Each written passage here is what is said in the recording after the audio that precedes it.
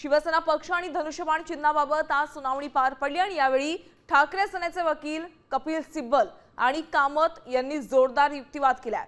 शिवसेना हा ठाकरेंचा पक्ष आहे, त्यामुळे शिवसेना शिंदेंची होऊ शकत नाही।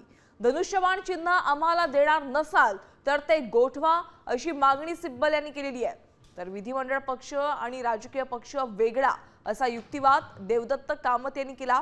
पक्षाचे प्रमुख, पक्षाचे सचिव या पक्षाच्या संघटनेच्या रचनेची एकनाथ शिंदेंनी पायमल्ली केली असा दावाही कामत यांनी केलाय।